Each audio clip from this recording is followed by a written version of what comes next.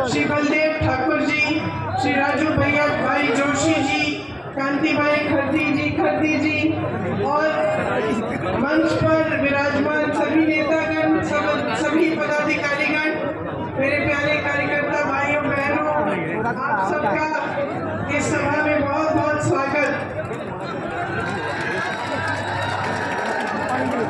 अभी मुझे मां अम्बा जी का एक चित्र दिया गया, इसलिए शायद उचित रहेगा एक बार सभा शुरू करने से पहले मेरे साथ मां अम्बा जी की जोर से एक बार जय कहिए। मां अम्बा जी की जय, मां नंदेश्वरी जी की जय और गेड़ा हनुमान जी की जय।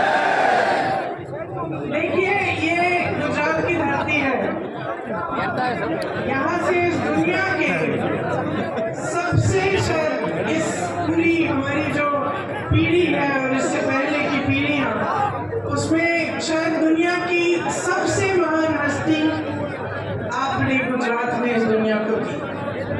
महात्मा गांधी जी यहाँ पे जन्मे।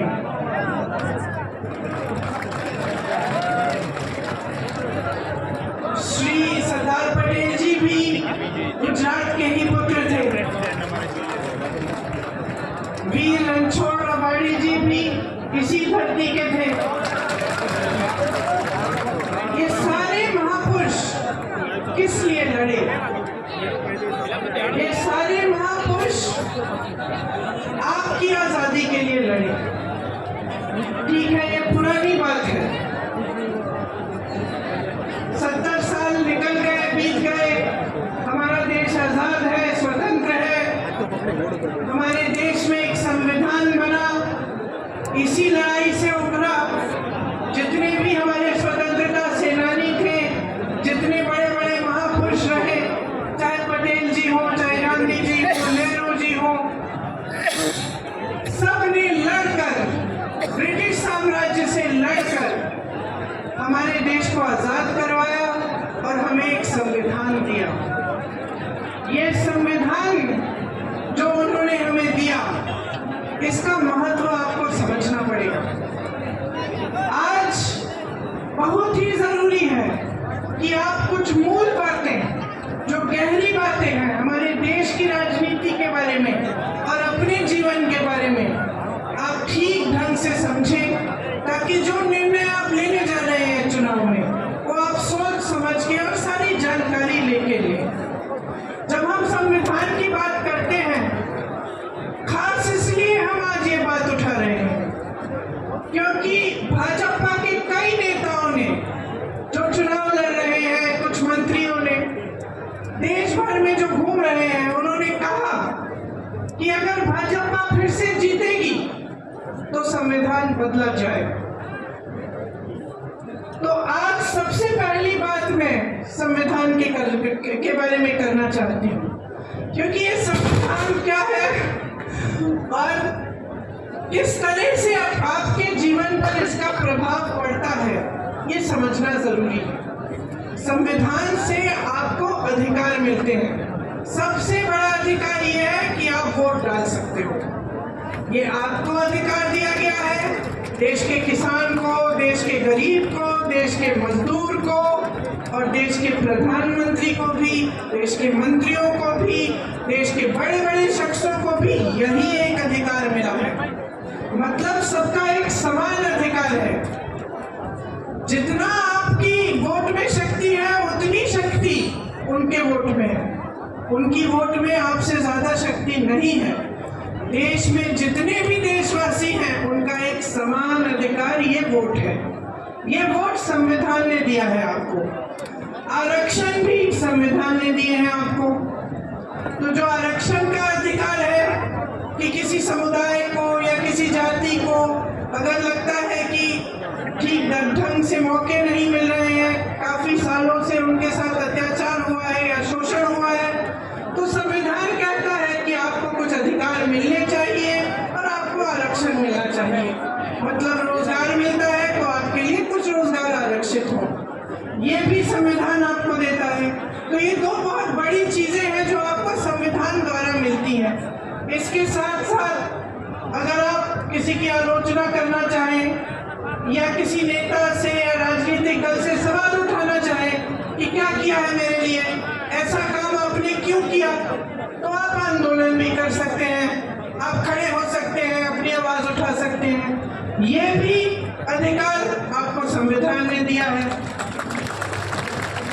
अब जब ये लोग कहते हैं कि संविधान को बदलना चाहते हैं, तो इनका क्या मतलब है?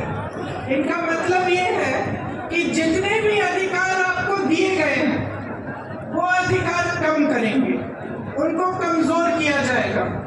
क्योंकि अगर आप आज की राजनीति को देखें और समझें तो आपको स्पष्ट पता चलेगा कि पिछले 10 सालों में प्रधानमंत्री श्री नरेंद्र मोदी जी ने जो सबसे बड़ा काम किया है वो ये काम किया है कि जनता के अधिकारों को कमजोर किया है। एक जमाने में, मैं हमेशा ये कहानी बताती हूँ, एक जमाने में बड़े बड़े प्रधानमंत्री होते थे, वो आपके गांव आते थे, वो आपके घरों में आते थे, और जब आपके घरों और आपके गांव में आते थे तो आप अपना हक मांगते थे। मैंने खुद अपने पिताजी अपनी दादी जी के साथ देखा है। मैं यूपी के किसी छोटे से गांव में गई, एकदम पिछड़े जिले में, जहां पे मेरा पहुंचना आज के दिन मुश्किल था क्योंकि बहुत लंबा सफर था गाड़ी से, रास्ते में हेलीकॉप्टर लिया, फिर गाड़ी ली, फिर पहुंची। और जब मैं एक गांव में गई तो एक छोटी सी बुढ़िया ने मुझे बताया, छोटी इसलिए क्योंकि इतनी बुढ़िया थी कि वो ऐसी झुकी हुई थी, उन्होंने मुझे बताया कि जब आपकी दादी जी आई थी तो जो खीर मैं आपको खिला रही हूँ ऐसी ही खीर बना के मैंने उनको खिलाया। मैं अपने पिताजी के साथ गांव जाती थी, उनके पीछे पीछे, तो अपने ही संसदीय क्षेत्र में जब वो किसी के घर में चले जाते तो अगर कोई सुविधा नहीं मिली होती, या पानी नहीं आ रहा है, या उस जमाने में वो इंडिया मार्क 1 लगता था, वो नल नहीं लगा है, या सड़क नहीं बनी है, तो डांट खाते थे। जनता डांटती थी कि आप प्रधानमंत्री हैं, हमारा नल नहीं लगाया आपने। और लोग कहते थे उनसे कि देखिए वोट हम आपको तब देंगे जब आप सड़क बनाएंगे, जब आप पानी लाएंगे। प्यार तो हम आपको बहुत करते हैं, आओ खाओ चाय पियो, लेकिन वोट तब मिलेगा जब आप हमारा काम करेंगे। ये राजनीति थी एक जमाने की। और इस राजनीति का आधार किसने डाला? गुजरात के सबसे महान बेटे ने डाला, महात्मा गांधी जी ने। महात्मा गांधी जी ने सारे नेताओं से अपनी संपत्ति छुड़वाई, सबको जमीन पे लाए, सबको घरों में ले गए, गरीबों की समस्याओं को सुनो, और जो जनता है देश की वो सर्वोपरि है। ये बात गांधी जी ने सिखाई। और गांधी जी ने कहाँ से सीखी ये बात? खुद भगवद गीता से, हिंदू धर्म से। जो महान गुरु होते थे हमारे, उनसे पहले वो सारे आपके बीच आते थे, पैदल चलते थे, सुनते थे कि समस्याएं क्या है, कि मेरी बहनें बैठी हैं, कैसे चला रही हो अपना जीवन, महंगाई हो रही है, कुछ खरीद पा रही हो, कमाई कैसे आ रही है, घर पे जाती हो, क्या मुश्किल है जब घर पहुंचती हो काम करने के बाद खेती में। किसानों से पूछते थे, समझते थे, मजदूरों की समस्याएं समझते थे, और उसी आधार पे अपनी नीतियां बनाते थे। तो अगर कोई नीति बनती थी देश में तो उसे इस आधार पे बनती, जैसे अगर मजदूरों के लिए कोई नीति बनती तो मजदूरों से बातचीत करके बनती, किसानों के लिए कोई नीति बनती तो किसानों की समस्याओं को समझ के, उनकी मुश्किलों को देख के बनती। इसीलिए जो हमारी परंपरा है कांग्रेस पार्टी में, जो महात्मा गांधी, जिस परंपरा की नींव महात्मा गांधी जी ने डाली और जिस परंपरा के तहत हमारे सारे प्रधानमंत्रियों ने काम किया, वो परंपरा ये थी कि नीतियां आपके लिए बनी, जो आपकी सुविधा के लिए बनती है, जो आपको आगे बढ़ाने के लिए बनती है, वही नीति सही है। लेकिन बहनों और भाइयों, आज के जो प्रधानमंत्री हैं, जरा उनकी कार्यशैली को आप देखिए। गुजरात ने उनको सब कुछ दिया, उनको सम्मान दिया, स्वाभिमान दिया, उनको आगे बढ़ाया, उनको सत्ता दी। आज प्रधानमंत्री बने, 10 सालों से प्रधानमंत्री हैं। जब जब आप उनको देखते हैं तो आप मुझे खुद बताइए, आप टीवी पे उनको देखते हैं कि नहीं? देखते हैं टीवी पे? देखते हैं ना? दिखते हैं? कहाँ दिखते हैं आप? बड़े मंचों पे दिखते हैं, बड़े बड़े प्रधानमंत्रियों के साथ दिखते हैं, दूसरे देशों के राष्ट्रपतियों के साथ दिखते हैं ना? बड़े बड़े खरबपतियों के साथ दिखते हैं, सेठों के साथ दिखते हैं। कभी आपने उनको किसी किसान के घर जाते हुए देखा है? कभी आपने उनको किसी गरीब के घर में जाते हुए देखा है? मैंने यूपी में काम किया पिछले 5 सालों से। वहां पे उनका संसदीय क्षेत्र है, उनके संसदीय क्षेत्र वाराणसी में भी प्रधानमंत्री जी किसी एक गरीब के घर नहीं गए। कभी नहीं पूछा है इन 10 सालों में कि भाई तुम कैसे हो। किसानों के लिए नीति बनाते हैं, किसान आंदोलन करता है, लाखों किसान 4 किलोमीटर दूर उनके घर से बैठते हैं, आंदोलन करते हैं। महीनों के लिए उनकी बिजली काटी जाती है, पानी काटा जाता है, 600 शहीद होते हैं किसान, लेकिन वो 4 किलोमीटर दूर चल के हमारे प्रधानमंत्री उनसे मिलने के लिए नहीं आते। जब उनको पता चलता है कि चुनाव आ रहा है और ये किसान आंदोलन कर रहे हैं, हमें वोट नहीं मिलेगा, तब चुनाव के 2 महीने पहले वो कानून बदल देते हैं। ये है उनकी कार्यशैली। वो मेरे भाई को शहजादा बोलते हैं। मैं उनको बताना चाहती हूँ, ये शहजादे 4000 किलोमीटर पैदल चले हैं। कन्याकुमारी से कश्मीर तक आपकी समस्याओं को सुनने के लिए चले हैं। मेरी बहनों से मिले हैं, मेरे भाइयों से मिले हैं, किसानों से मिले हैं, मजदूरों से मिले हैं, और सबसे प्यार से मिलकर पूछा है कि तुम्हारे दिल में क्या मुश्किलें हैं, तुम्हारे जीवन में क्या समस्याएं हैं, उनको हम हल कैसे कर सकते हैं। और एक तरफ आपके शहंशाह नरेंद्र मोदी जी महलों में रहते हैं। आपने कभी टीवी पे उनका चेहरा देखा है? एकदम साफ सुथरा सफेद कुर्ता, एक दाग नहीं है धूल का, एक दाग इधर से उधर नहीं हो रहा है। वो कैसे समझ पाएंगे आपकी मजदूरी, आपकी खेती? कैसे समझ पाएंगे? कैसे समझ पाएंगे कि आप किस दलदल में फंसे हुए हो? महंगाई से आप दब चुके हो, हर तरफ महंगाई। मेरी बहनें, मिट्टी के तेल आज कितने का है? सब्जी खरीदने जाती हूँ, मिलती है क्या? तुम भाव क्या है उसका? पेट्रोल डीजल का दाम क्या है? मेरे किसान भाइयों, किस तरह से गुजारा कर रहे हो?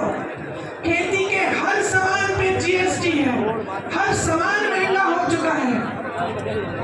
मेरी बहनें, अगर कोई त्योहार होता है, कुछ खरीदना पड़ता है, नए कपड़े, बच्चों के लिए कोई वर्दी खरीदनी पड़ती है, फीस भरनी पड़ती है, कोई बीमार पड़ जाता है, इलाज करना पड़ता है, तो क्या हालत होती है आपकी? ये मोदी जी नहीं जान सकते, क्योंकि मोदी जी अब अपने महल में बंद हैं, सत्ता से घिरे हुए हैं। उनके आसपास जितने भी लोग हैं उनसे डरते हैं, उनको कोई कुछ कहता नहीं है, और अगर कोई आवाज उठा भी ले तो उस आवाज को दबाने की कोशिश होती है। आज उनको ये नहीं पता है कि आप कितनी समस्याओं से जूझ रहे हैं। आप देखिए, यहाँ राजपूत समाज की महिलाओं का कितना अपमान किया गया। मोदी जी ने क्या किया? क्या हटाया उस प्रत्याशी को? हटाया उस प्रत्याशी को? आपकी मांग क्या थी? आपकी मांग ये थी कि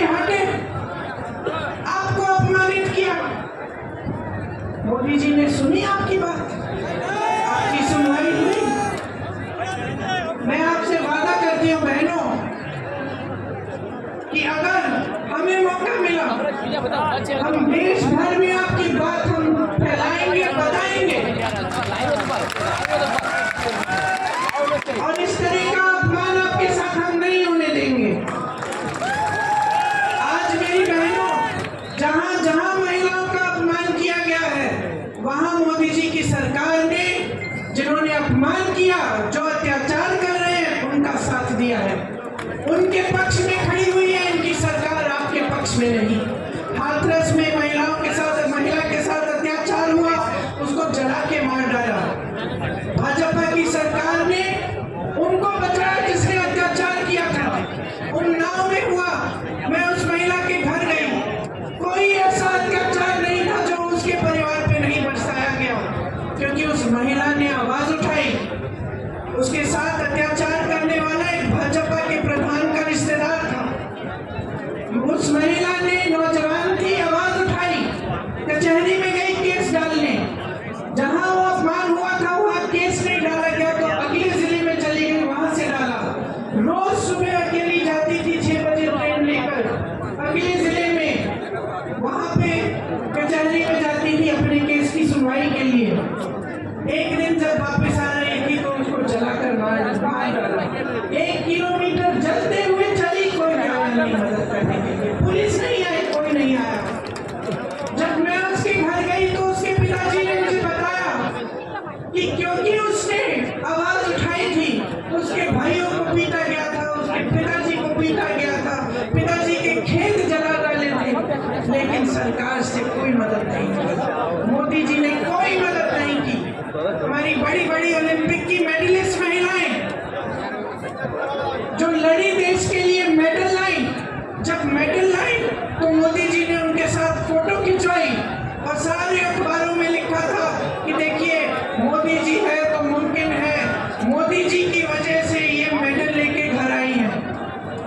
जब वही महिला सड़क पे उतरी क्योंकि उसके साथ अत्याचार हुआ था, मोदी जी ने उनकी मदद नहीं की।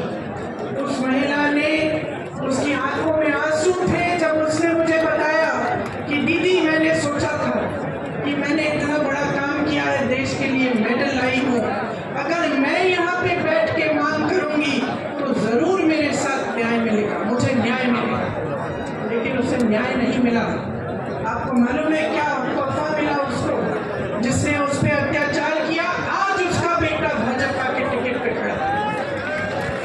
जिस तरह से जिसने यहाँ पे आपकी महिलाओं का अपमान किया उसके बेटे को टिकट दिया, उसी तरह से उत्तर प्रदेश में इसके बेटे को टिकट दिया। ये है नरेंद्र मोदी जी की सरकार की असलियत। और जैसे मैंने कहा, घिरे हुए हैं सरकार से, अब आपको नहीं पहचानते, आपको नहीं जानते। बताइए, अगर गुजरात की जनता से कटे नहीं होते तो यहाँ से चुनाव क्यों नहीं लड़ रहे हैं? गुजरात से क्यों चुनाव नहीं लड़ रहे हैं? इतनी दूर जाकर वाराणसी में क्यों लड़ रहे हैं? क्योंकि कट चुके हैं आपसे।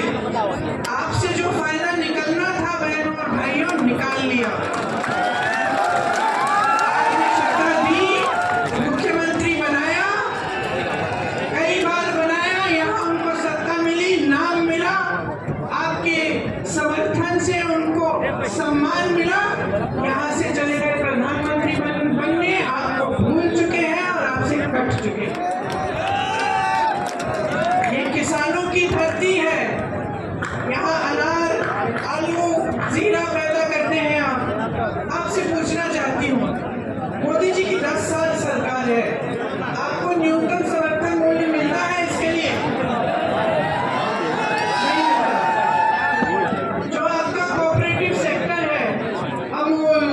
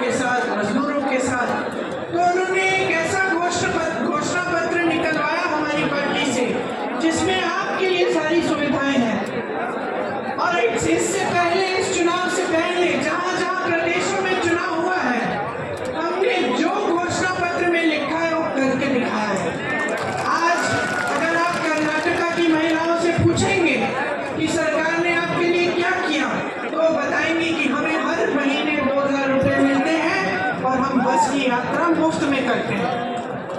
अगर आप छत्तीसगढ़ के किसानों से पूछेंगे कि कांग्रेस की सरकार ने क्या किया आपके लिए, तो बताएंगे कि हमारे कर्ज माफ कराए और अच्छे गौठान बनाए जिसमें से हमें नौकरी मिली, और हमारे जानवरों का जो गोबर है वो गोबर सरकार ने खरीदा ताकि हमारी आमदनी बढ़े। इसी तरह से आपके लिए हम कुछ गारंटी लाए हैं और उसमें किसान भाइयों के लिए आपका जो MSP है, जो न्यूनतम समर्थन मूल्य है, वो एक कानून बनेगा, मतलब आपका अधिकार बन जाएगा। कानून के तहत आपको मिलना ही होगा। ऐसा हो ही नहीं पाएगा कि जो आप यहाँ पे आलू खाते हैं, जीरा खाते हैं, उसका न्यूनतम समर्थन मिलेगा। आपके कर्ज माफ के लिए एक स्थायी आयोग बनेगा, जिसके तहत जब भी आपके कर्ज में अगर आप डूब रहे हैं और आपको मदद की जरूरत है, आप उस आयोग में जा पाएंगे और आपके कर्ज की माफी की बात होगी और उसकी समस्या हल होगी। खेती के सारे सामानों पे आज GST दे रहे हो, हमारी गारंटी है कि खेती के सारे सामानों से हम GST हटा देंगे। आपके फसल का नुकसान होता है, भुगतान मिलता है?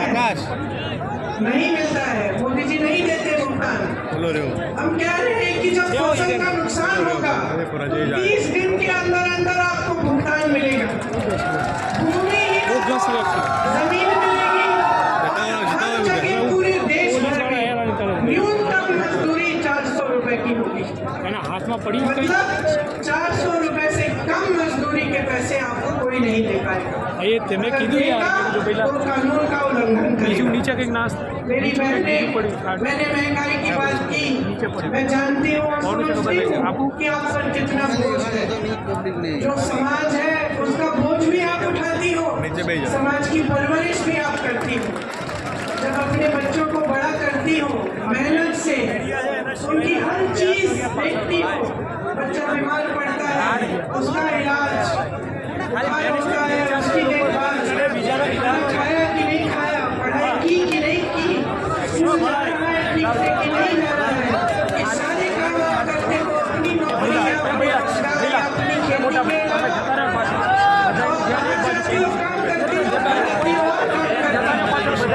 इसीलिए हमने सोचा है कि जो परिवार की सबसे बड़ी महिला है उसको हमारी सरकार 8,500 रुपए हर महीने देगी। ये पैसे सीधे आपके खाते में जाएंगे, मतलब कि एक साल में आपको 1 लाख रुपए मिलेंगे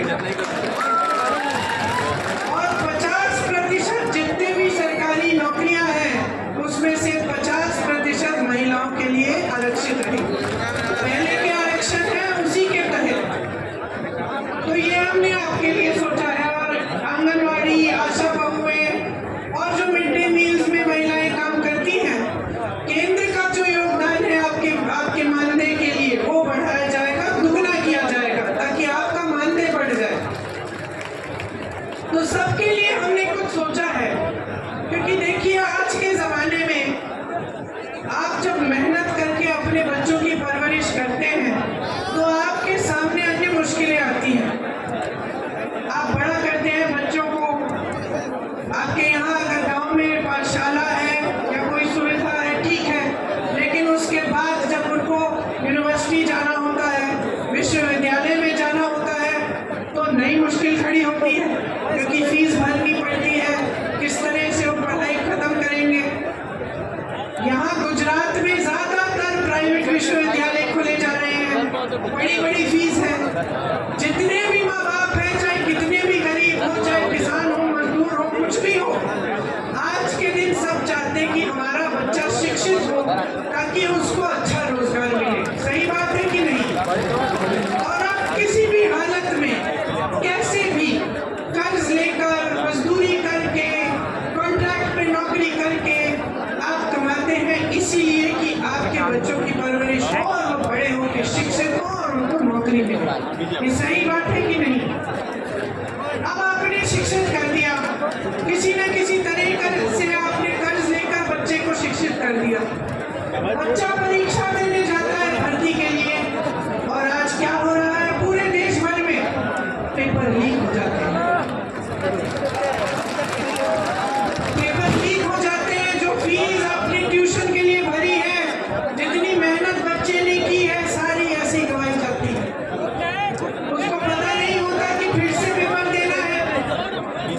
शायद उसमें भी लीक हो जाए। कितने साल इंतजार करना पड़ेगा, या कुछ महीनों बाद फिर से इम्तिहान देना पड़ेगा। मानसिक तनाव होता है, कुछ पता नहीं होता कि भविष्य में नौकरी मिलेगी नहीं मिलेगी। मैं ऐसे बच्चों से मिली हूँ जिन्होंने भर्ती की परीक्षा दी और सालों के लिए इंतजार करते रहे। एक बार दी, दो बार दी, तीन बार दी, एक सूची भी निकल आई, उसमें भी नाम था, रोजगार मिला, क्योंकि लीक पे लीक होते गया, घोटाले पे घोटाले होते गए। जीपीपीएससी का एक पेपर लीक हुआ, नेट का टीचर का पेपर लीक हुआ। 10 सालों में जब से इनकी सरकार है 14 से ज्यादा पेपर लीक हुए। तो अब क्या करें नौजवान? भर्ती का इम्तिहान है, पेपर लीक हो रहा है, रोजगार दे नहीं रही है सरकार। मोदी जी की सरकार में 30 लाख रोजगार के पद खाली पड़े हुए हैं, 30 लाख केंद्र सरकार में।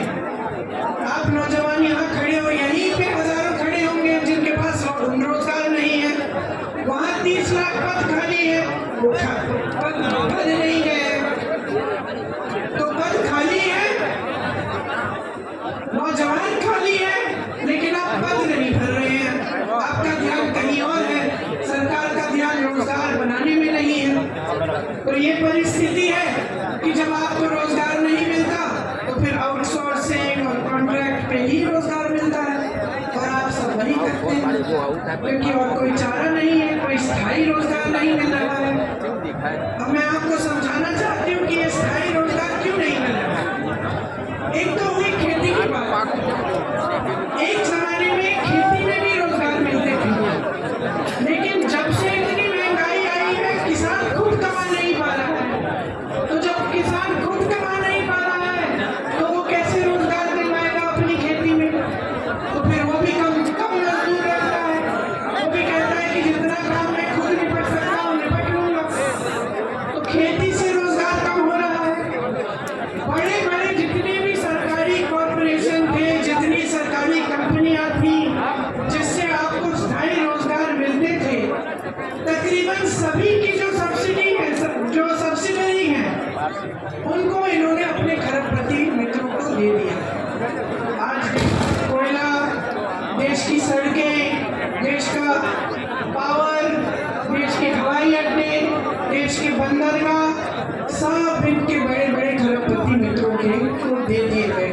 इनको आपकी संपत्ति थी, आपको रोजगार मिलता था, आपको सुविधाएं मिलती थी, अब वो सारी संपत्ति बड़े बड़े खरबपतियों की हो गई।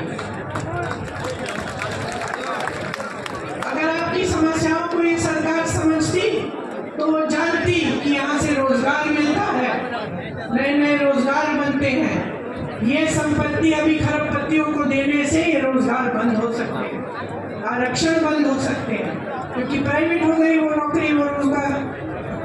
लेकिन आपके बारे में नहीं सोच रहे। इनकी नीतियां बड़े बड़े खरबपतियों के लिए ही बन रही है।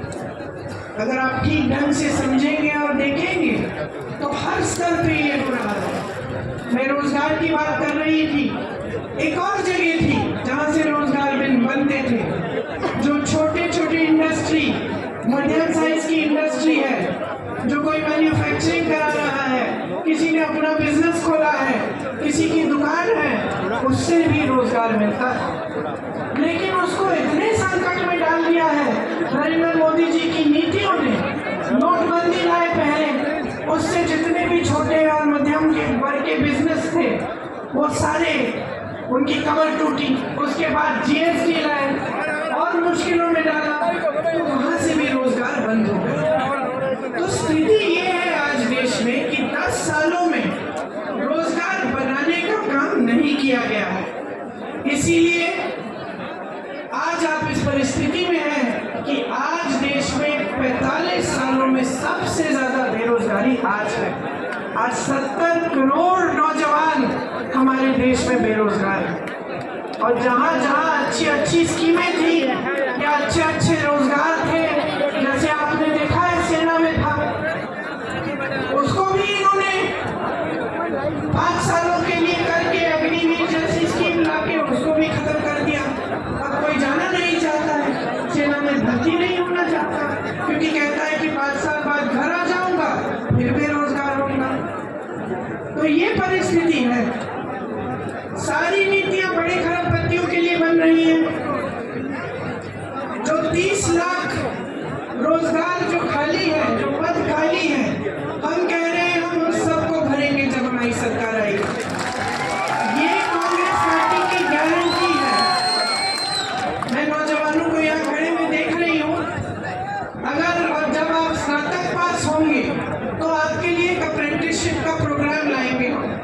अप्रेंटिसशिप मतलब आपने देखा और सुना होगा कि जो अमीर लोग हैं इनके बच्चे जब पढ़ाई खत्म करते हैं तो स्थायी रोजगार मिलने से पहले उनको एक अप्रेंटिसशिप में डाला जाता है, जिसको इंटर्नशिप कह लीजिए, लेकिन उसमें वो कमाते हैं।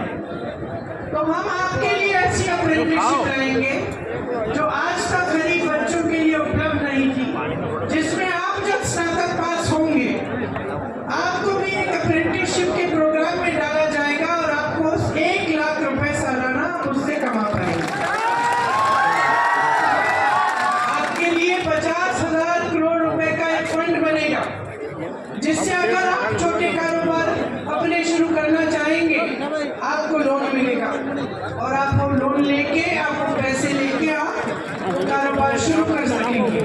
ये सिर्फ आपके लिए होगा, इसलिए ब्याज बहुत कम होगा इसका, क्योंकि हमारा प्रयास रहेगा कि हम छोटे और मध्यम बिजनेसों को खूब समर्थन दें ताकि खूब रोजगार बने और आप अपने कारोबार को, अपने बिजनेस को आगे बढ़ा पाए।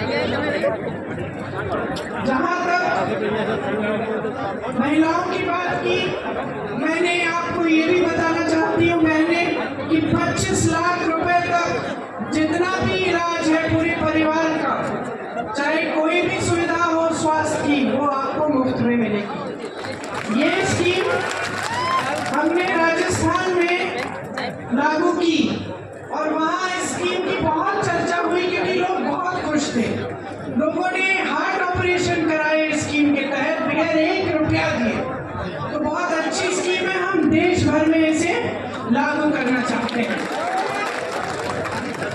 हम देखिए आपके लिए ऐसा काम करना चाहते हैं ताकि पूरे देश का विकास हो, आपका विकास हो, बहनें, किसानों का हो, सबका एक साथ विकास हो, क्योंकि हमारे संविधान में लिखा है कि सबको समान दृष्टि से देखना है और ये जो समानता है ये हमारे संविधान की देन है।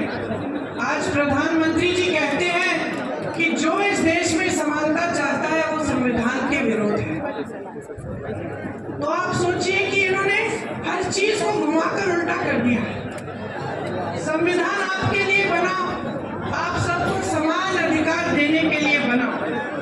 आज देश के प्रधानमंत्री खुद आपके सामने खड़े होकर कहते हैं कि जो समानता के लिए लड़ रहा है वो संविधान का विरोध कर रहा है। तो आप सोचिए कैसी कैसी गलत बातें आपको बताई जाती हैं और काम इनके कैसे हैं।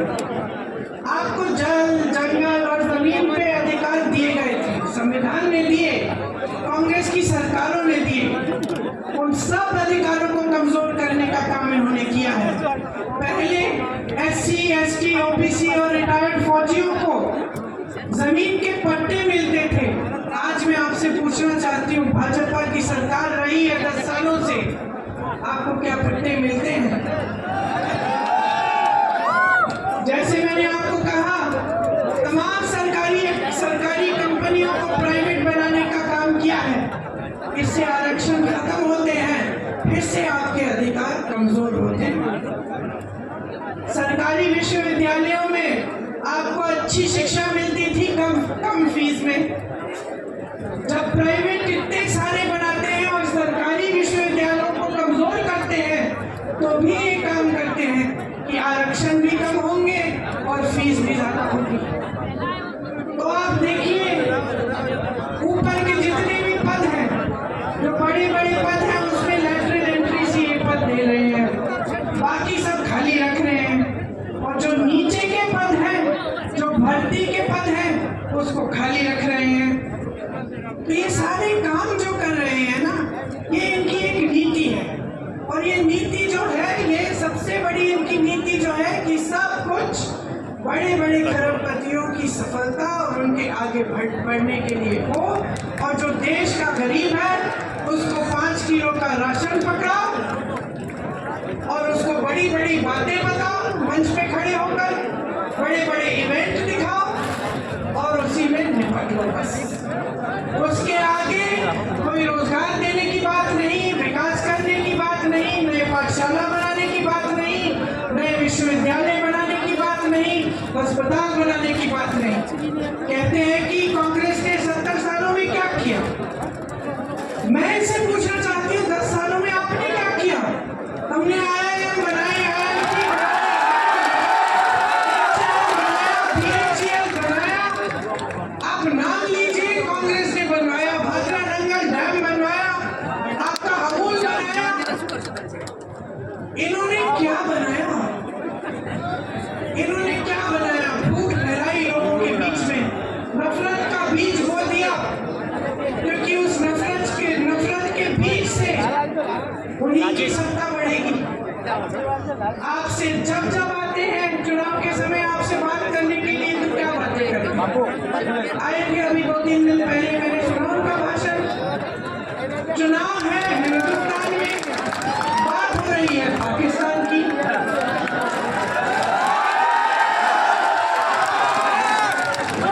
आपको बताया जा रहा है कि सावधान रहो, कांग्रेस एक एक्सरे की मशीन लाएगी और एक्सरे की मशीन से आपके घरों में घुस के आपके मंगलसूत्र छीनेगी, आपका सोना चुराएगी।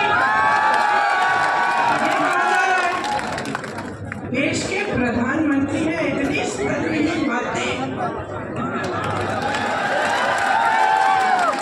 आपने देश का प्रधानमंत्री चुना ताकि देश का सम्मान रखे, पूरा देश देखे कि ये हमारे प्रधानमंत्री हैं, ये अच्छी सुलझी हुई बातें करते हैं, सभ्य बातें करते हैं, क्योंकि यही हमारी देश की सभ्यता रही है। हम अपने बड़ों को देखते हैं और हम कहते हैं कि देखिए कितने सभ्य हैं, आदर देते हैं। लेकिन अब हमारे प्रधानमंत्री आपके सामने झूठ तो बहुत बोलते हैं, लेकिन अब तो फिजूल की बातें करने लगे हैं। पहले झूठ तक सीमित था, अब अजीब सी बातें। आपकी 2 भैंसें हैं तो कांग्रेस एक भैंस चुरा लेगी।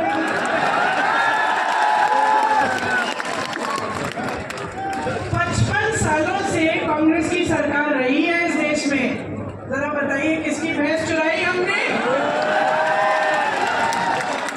किसी की गहने चुराए? किसी के मंगलसूत्र पे आंच आने दी? और आज हम आपके घरों में एक्सरे की मशीन, सबसे पहले तो ये बताएं कि कैसी है भैया एक्सरे की मशीन जो मंगलसूत्र निकाल के ढूंढती है? मैं भी देखना चाहती हूँ मैं भी इस दुनिया में। और अब हम आकर आपके घरों के अंदर चोरों की तरह आपके भैंस चुराएंगे, आपका सोना चुराएंगे। क्यों? क्योंकि उनका वो पुराना जो रट है वो चल नहीं रहा है।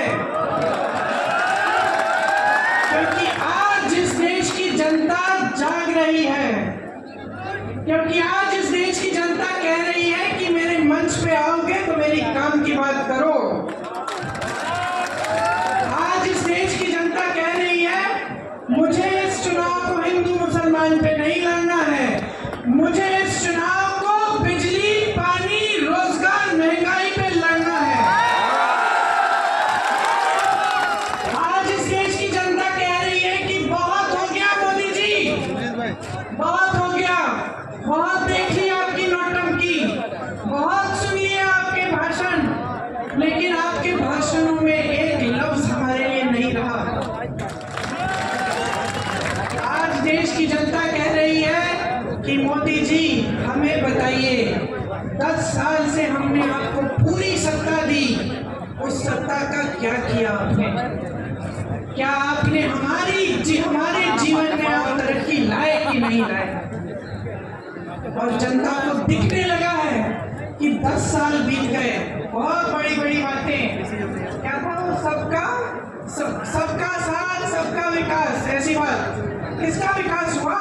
बैठे हो ना, विकास हुआ है आपका विकास हुआ कहने।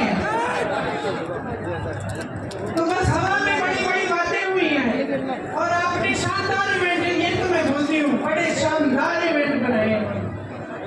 हर 2-2 महीने एक शानदार इवेंट। सिर्फ मोदी जी दिख रहे हैं और कुछ दिख नहीं रहा है, वही सफेद कुर्ता, कोई धूल नहीं, कुछ नहीं, सब दूर है उनसे, अकेले चल रहे हैं। अब अकेले ही हो गए। अब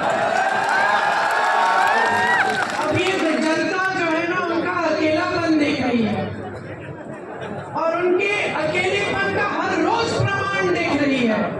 ये जो बातें होती है ना कि आपकी भैंस चुरा लेगी कांग्रेस, ये उसी का प्रमाण है। कोई सच्चाई नहीं बता रहा है, अकेले बैठे हैं, सलाहकार भी झूठ बोल रहे हैं, सलाहकार भी सही बात नहीं बता रहे हैं। अजीब सी परिस्थिति बन गई है बहनों और भाइयों आज हमारे देश में। इसको पहचानो। एक सच्चाई आपको टीवी पे दिखती है, वो सच्चाई जो आपको दिखा रही है ना, ये समझ लो सारे टीवी के चैनल आज बड़े बड़े खरबपतियों के हैं, तो आपको अपनी सच्चाई नहीं दिखाएंगे। आपने कितने प्रोग्राम देखे हैं इस चुनाव के दौरान जहां कोई पत्रकार दुकान में जा रहा है और कह रहा है कि भाई आज टमाटर का दाम देखो, कि देखो कितनी महंगी है ये तेल या ये गैस सिलेंडर कितना बढ़ चुका है, क्या लोग गुजारा कर पाएंगे? ये आप नहीं देखते किसी चैनल पे। किसी चैनल पे आप ये नहीं देखेंगे कि 70 करोड़ लोग इस देश में बेरोजगार हैं मोदी जी के राज में।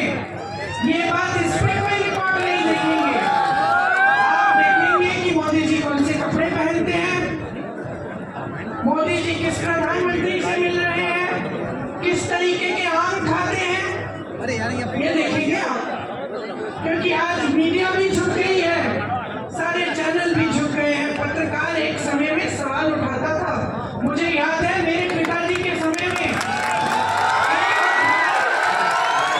एक अखबार रोज 10 सवाल छापता था, प्रधानमंत्री से सवाल है ये, आपको याद होगा कैसे आक्रमण होती थी मीडिया। कोई घबराता नहीं था, नेता कहता था ठीक है सवाल पूछो जवाब देंगे।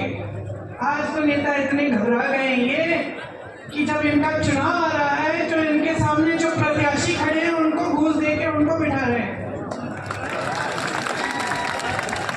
मैंने सुना है कि गृह मंत्री जी के संसदीय क्षेत्र में 16 प्रत्याशी ऐसे ही बैठ गए चुनाव से पहले, या तो डराए गए हैं, धमकाए गए हैं, या किसी को घूस दे दिया है और बैठ रहे हैं कि चुनाव ही ना हो।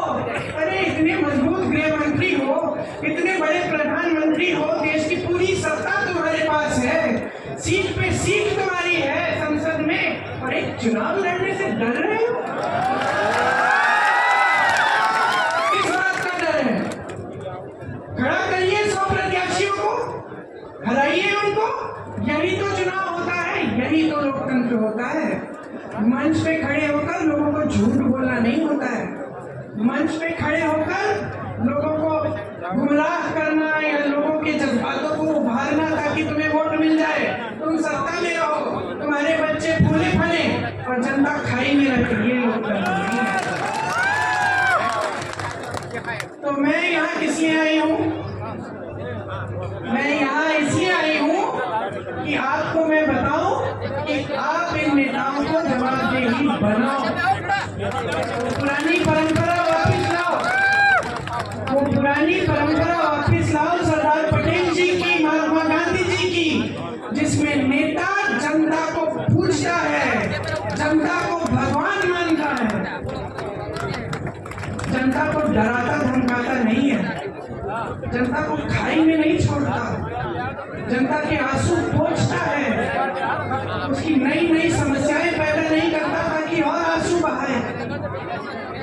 समझ लीजिए जो संविधान ने आपको दिया है, जो वोट का अधिकार है, वो एक बहुत बड़ा अवसर है आपका, हल्के में मत लीजिए। आज भाजपा ने एक और काम किया है, अपनी पार्टी को सबसे धनवान पार्टी बनाया है।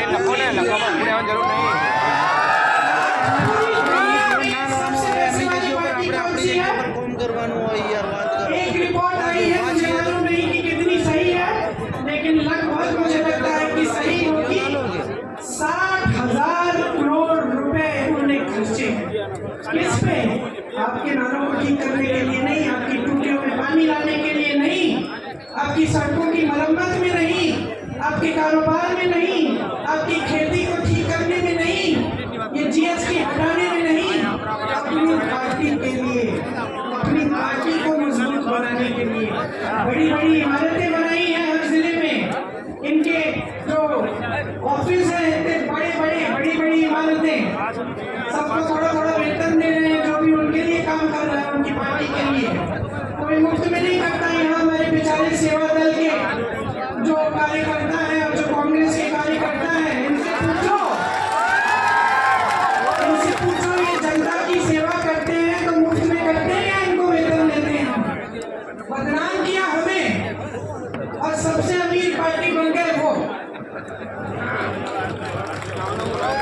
कहते हैं कि आज तक उन पे भ्रष्टाचार का कोई आरोप नहीं लगाया। कैसे लगाएंगे?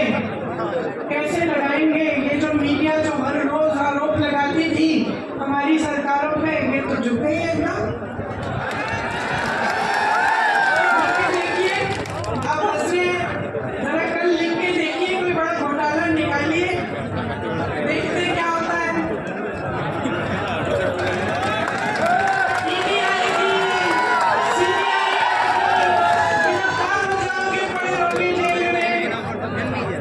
कोई मदद नहीं करेगा। और 56 इंच का सीना है इनका, एक आलोचना नहीं सुन सकते, एक आलोचना नहीं सुन सकते। बड़ापन तो उसमें होता है जो दुनिया भर की आलोचना सुन सकता है, लेकिन काम करते हैं। राहुल गांधी को देखो, क्या नहीं बोला उसके बारे में, क्या क्या नहीं कहा। सीना तान के चला ना कन्याकुमारी से कश्मीर, कोई रोक पाया उसे? मणिपुर से मुंबई तक चला, कोई रोक पाया उसे? नहीं रोक पाया, क्योंकि सच्चाई लेके चला अपने दिल में, क्योंकि इस देश के सत्य को ढूंढने निकला। झूठों से भरपूर भाषण और राजनीति नहीं की उसने। आज ये कहते हैं कि किसी ने आरोप नहीं लगाया तो मैं लगा देती हूँ आरोप। देखिए इन्होंने ये एक स्कीम लाए, मोदी जी खुद। स्कीम का नाम था इलेक्टोरल बॉन्ड। इलेक्टोरल बॉन्ड की स्कीम ये थी, देखो कैसी स्कीम, कि जो भी किसी राजनीतिक दल को चंदा देगा उसका नाम गुप्त रहेगा। किसी को पता नहीं चलना चाहिए कि अडानी जी ने कितना दिया, अंबानी जी ने कितना दिया और किसी और ने क्या दिया। ये थी स्कीम। वो चंदा लिए, अपनी पार्टी को तो दुनिया की सबसे अमीर पार्टी बना दिए, 60,000 करोड़ खर्च भी दिए अपनी पार्टी पे। अब किसी ने केस डाल दिया, तो सुप्रीम कोर्ट में केस आया, न्यायाधीशों ने देखा, कहा ये तो बड़ी गलत स्कीम है। राजनीतिक दल जनता की सेवा का काम करता है, उसे जो चंदा देता है उसका नाम तो पारदर्शी होना चाहिए, जनता को मालूम होना चाहिए कि भाई इन्होंने इतना दिया, इन्होंने इतना दिया और किसको दिया। अब मोदी जी की सरकार ने सबसे पहले तो बोला कि भाई हमें सूची ही नहीं मिल रही, बहुत मुश्किल है निकालना, अभी चुनाव के समय नहीं निकली। फिर डांट लगी न्यायाधीशों से, निकली सूची, और सूची में क्या नहीं निकला, किस किस से चंदा लिया। गुजरात में जो पुल गिरा था उसके बनाने वाले से चंदा लिया। आपको वैक्सीन लगी थी, टीका लगा था कोविड का, आप बताओ किस किस को लगा? नहीं लगा। 2-2 बैच सबने लिया, सर्टिफिकेट मिली ऐसी। किसका चेहरा था उस पे? किसका था? शहंशाह जी का चेहरा था। उस टीके को सिर्फ एक कंपनी ने बनाया था, ये नहीं कि 10 कंपनियों ने बनाया। उस कंपनी से चंदा लिया। आज क्या निकला है? रिपोर्ट निकली है कि कुछ प्रतिशत लोगों से को इस टीके से ऐसा हो सकता है कि अचानक हार्ट अटैक हो गया, अचानक गिर के मर जाएगा। कितने नौजवानों को ऐसा हुआ है पिछले 1-2 सालों में? हम सब जानते हैं, मैं खुद जानती हूँ लोगों को जिनके साथ ऐसा हुआ। किसी को पता नहीं चल रहा था कि कैसे ऐसे गिर के मर गए। अच्छे खासे सेहतमंद थे, कोई जिम कर रहा था, कोई दौड़ लगा रहा है, कोई 40 साल का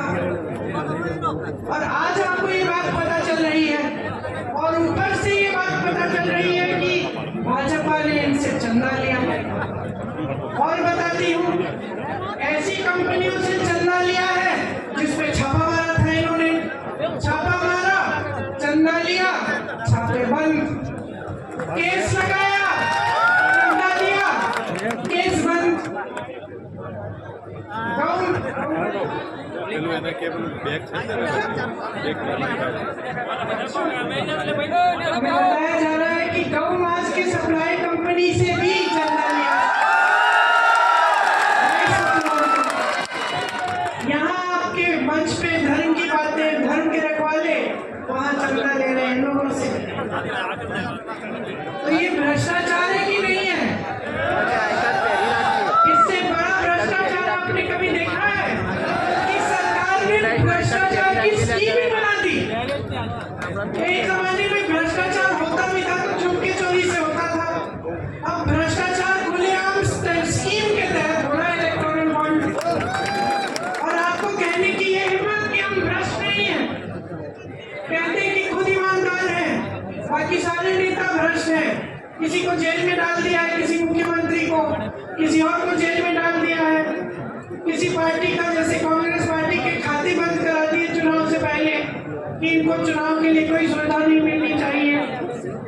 अपनी पार्टी को इस कदर वॉशिंग मशीन बना दिया है, धुलने वाली कपड़े धोने वाली मशीन होती है ना, कपड़ा धो, गंदा कपड़ा अंदर डालो, निकालो तो साफ निकलता है। इसमें क्या होता है, इनकी पार्टी में नेता चले जाता है, पहले कहते हैं भ्रष्ट है, इसके 70,000 करोड़ का स्कैम है, उसका ये घोटाला है, उसने इतना चोरी किया।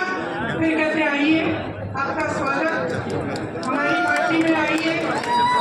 जैसे ही वो नेता उनकी पार्टी में चले जाता है तो कहते हैं कि बिल्कुल ठीक, इसने तो कुछ किया ही नहीं, बहुत ईमानदार आदमी है। तो ये चल रही है राजनीति देश में आज। चुनाव लड़ने की हिम्मत नहीं हो रही है, लोगों को बिठाया जा रहा है, पैसे खिलाए जा रहे हैं प्रत्याशियों को, जेल में डाला जा रहा है। तो अब देखिए, आप पर निर्भर है आपका भविष्य। आपको लगता होगा कि ये जो बड़े बड़े नेता मंच पे बैठते हैं ये हमारा भविष्य तय करते हैं। कुछ हद तक ये बात सही है, लेकिन सिर्फ कुछ हद तक। सच्चाई ये है कि आप अपना भविष्य तय करते हैं। आपका भविष्य आपके हाथों में है। मेरी बहनें, आप जब वोट डालने जाती हो ना, तो 5 सालों के लिए आपके जीवन में क्या होने वाला है इसका आप ये तय करने जाती हो कि आपके गांव में, आपके परिवार में तरक्की आएगी कि नहीं, इसलिए अपना वोट डालती हो। तो इसको हल्के में बिल्कुल नहीं लेना है। सब पढ़ो, सुनो, जानकारी लो, नेताओं की बातें सुनो, कौन यहाँ आकर आपकी बात कर रहा है, कौन गंभीर बात कर रहा है और कौन हल्की बात कर रहा है, कौन भैंसों की बात कर रहा है कि कोई चुराएगा और कौन कह रहा है कि 30 लाख रोजगार आपको दिलवाएंगे। 10 सालों में अगर कुछ किया होगा तो ये चुनाव खुशी से उन 10 सालों की कामयाबी में लड़ सकते हैं, लेकिन ये चुनाव इस पे नहीं लड़ रहे हैं। जैसे जैसे चुनाव आगे चला जा रहा है, पहले धर्म की बातें, अब चोरी करने की बातें, पाकिस्तान की बात भी आ गई है। अब जैसे जैसे आगे बढ़ेंगे और ये 1 महीना निकलेगा चुनाव का, तो आप देखते रहना। कोई गांव में बैठा हुआ चाय की दुकान में ऐसी बातें करता तो आप हंस पड़ते, हंसते कि नहीं? अगर कोई कहता कि भाई कोई नेता आके तुम्हारे घर में एक्सरे से तुम्हारे गहने निकालेगा और तुम्हारी भैंस चुरा ले जाएगा, तो क्या कहते? हंसते। अब प्रधानमंत्री वही बात कर रहे हैं तो हंसो ना, हंसो। तो ठीक है, ये हास्य बात है। प्रधानमंत्री जी हल्की बात कर रहे हैं, हमें अपनी काम की बात सुननी है। और इन नेताओं को मजबूर करो, हमारी तरह मजबूर करो सब नेताओं को, चाहे वो कांग्रेस के हों, भाजपा के हों, किसी भी पार्टी के हों, मजबूर करो कि चुनाव में आपके सामने आए तो आपकी बात करें। इधर उधर की बात जो करता है उसको पहचान लो और अच्छी तरह से अपनी परिस्थितियों को पहचानो। कोई ऐसी सच्चाई नहीं है इस देश में जो टीवी पे ही दिखती है। बड़े बड़े महल, बहुत तरक्की हो रही है, बड़े बड़े लोग महलों में अपनी शादियां करा रहे हैं,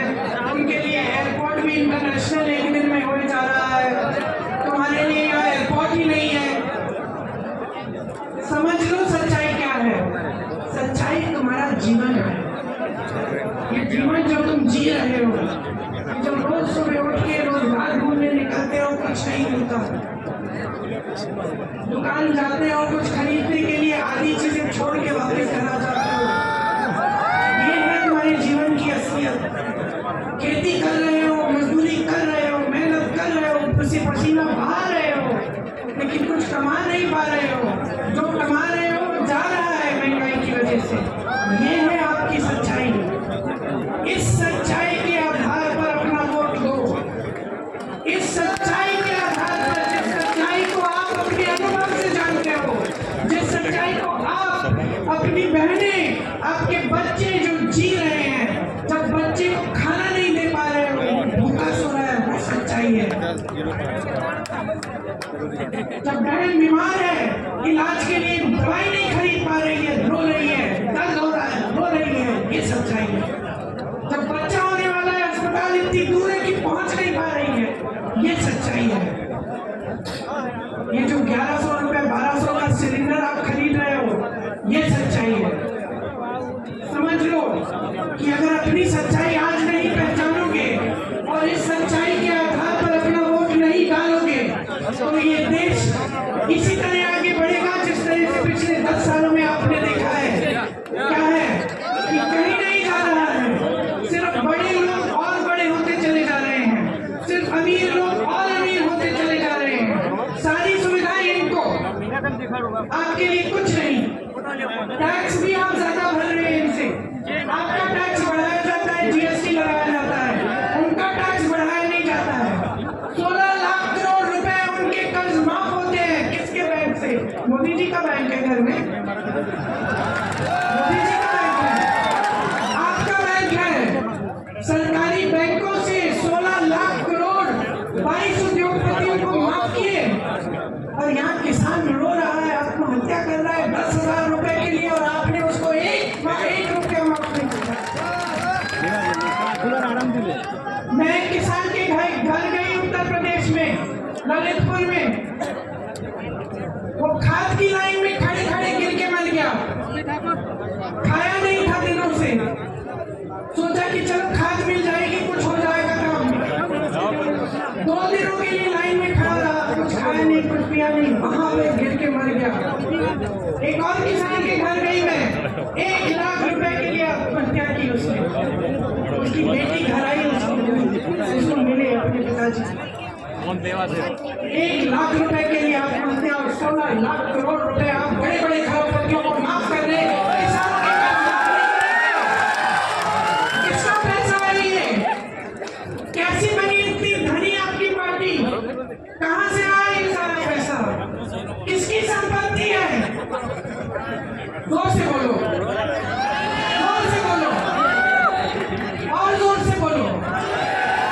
आपकी संपत्ति है, आपकी संपत्ति है। यही संपत्ति है जिससे आपकी सड़कों को बनाना चाहिए था, जिससे आपके लिए शालाएं बनानी थी, अस्पताल बनाने थे, आपको हर सुविधा दिलवानी थी, आपके कर्ज माफ करने थे। जब यूपी के किसानों को गन्ना का बकाया देना था 15,000 करोड़ रुपए, मैं उस समय यूपी में काम कर रही थी, 15,000 करोड़ रुपए था उस समय बकाया, पूरे देश भर का, और यूपी के किसान उसमें शामिल थे। मोदी जी ने क्या किया? बकाया दिया। मोदी जी ने उसी समय, कोविड के समय, ये ऐलान किया कि 20,000 करोड़ रुपए का नया संसद भवन बनेगा। 20,000 करोड़ रुपए का नया संसद भवन बनाएंगे, और 15,000 करोड़ रुपए का किसान का बकाया नहीं। ये उनकी नीयत है। अच्छा खासा संसद भवन था, 70 सालों से चल रहा था, किसी को कोई असुविधा नहीं हुई। पंडित जवाहरलाल नेहरू जी से लेकर वाजपेयी जी तक वहां पे सब उसी संसद में बैठे। अब बदलने की जरूरत क्या है भाई? क्योंकि हम शहंशाह हैं, हम सब कुछ कर सकते हैं। तो अब आप समझ लीजिए। देखिए, थोड़ी सी शिकायत मुझे आपसे है, क्योंकि चुनाव आते हैं, हर चुनाव में आपको गुमराह कर देते हैं, हर चुनाव में धर्म की बात, जाति की बात, और आप गुमराह हो जाते हैं, और आप उसी आधार पे अपना वोट डालते हैं। और मैं सिर्फ यहाँ पे इसलिए आई हूँ आपसे कहने के लिए, अपने लिए अपना वोट दो, अपनी समस्याओं के आधार पर। किसी नेता को मत देखो, पार्टी को मत देखो, आप ये देखो कि भाई विकास कौन लाएगा मेरे गांव में, मेरे जीवन में तरक्की कैसे होगी। कांग्रेस पार्टी बता रही है, ये रहा हमारा न्याय पत्र, सबके लिए कुछ है इसमें। अगर आपको शक है, आपको लगता है कि सिर्फ चुनाव के लिए कह रहे हैं ये लोग, तो पता करो, कोई जानकार है जिसको आप जानते हो, जो कर्नाटका में रहता हो, या फिर राजस्थान में, जब पिछली सरकार में राजस्थान में था, या जिसने बघेल जी की छत्तीसगढ़ में सरकार देखी, पूछो क्या ये सच है कि जो कांग्रेस ने गारंटी दी थी वो लागू है तुम्हारे प्रदेश में। खुद जानकारी लो, और जब जानकारी लोगे पता चलेगा कि जहां जहां हमने गारंटी दी है वहां सबसे पहले सरकार बनते ही हमने वो गारंटी लागू की। हम उस राजनीतिक परंपरा से आते हैं जिसका सबसे महान बेटा आपका बेटा था। महात्मा गांधी जी की राजनीतिक परंपरा से आते हैं, सत्य की परंपरा है। इससे बड़ी हिंदू धर्म में कोई परंपरा नहीं है। जितने भी भगवान हैं, जितने भी गुरु हैं, जितने भी संत रहे, सबने हमें यही कहा, सत्य के पथ पर चलो। उसी पथ पर महात्मा गांधी जी चले, उसी पथ पर कांग्रेस पार्टी चली। हाँ, हो सकता है कि कहीं कभी 55 साल सरकार रही कि कुछ गलतियां हुई, लेकिन उसमें भी सुधार लाए। आज हम एक नई चेतना के साथ आपके सामने आए हैं, क्योंकि हम देख रहे हैं कि जो देश में हो रहा है वो गलत है। हम चाहते हैं कि वो पुरानी परंपरा हमारी, सत्य की परंपरा, सेवा की परंपरा, आपके प्रति हर नेता को समर्पित करने की परंपरा आज फिर से देश में लागू है। तो मैं बहुत लंबी बातें कर चुकी हूँ। आशा है आप, मैं जानती हूँ आपने बहुत ध्यान से सुना, लेकिन आशा है कि जिस दिन आप वोट डालने जाएंगे, कहाँ है मेरी बहन,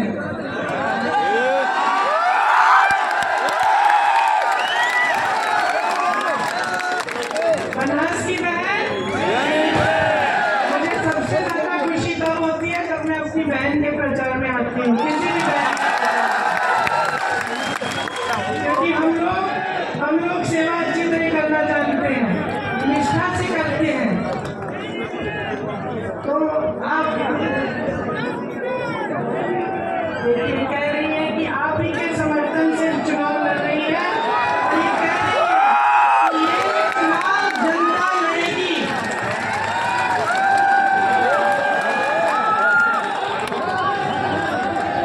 मैं भी इन्हीं के साथ हूँ। आप इनको भारी से भारी बहुमत से जिताइए ताकि आपकी सेवा पूरी हो और आपकी सेवा अच्छी करे। बहुत बहुत धन्यवाद। बहुत धूप है, आपने बहुत ध्यान से चुपचाप से मेरी बातें सुनी। आशा है, जैसे मैं कह रही थी, कि जिस दिन आप पोलिंग पे जाएंगे 2 मिनट लेकर मेरी बातों को याद करो कि मैंने सही कहा कि नहीं, कि मैं आपकी भलाई की बात कर रही हूँ कि नहीं, और मेरी बातों के आधार पर और अपने अनुभव के आधार पर अपना वोट दो। मेरी बहन को खूब भारी बहुमत से जीता। जय हिंद।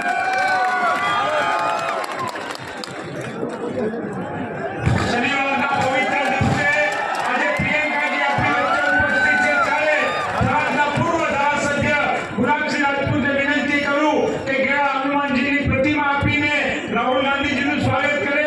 કોઈ જયેશ કરમઠા, કોઈ રઘુભાઈ દેસાઈ, કોઈ અમર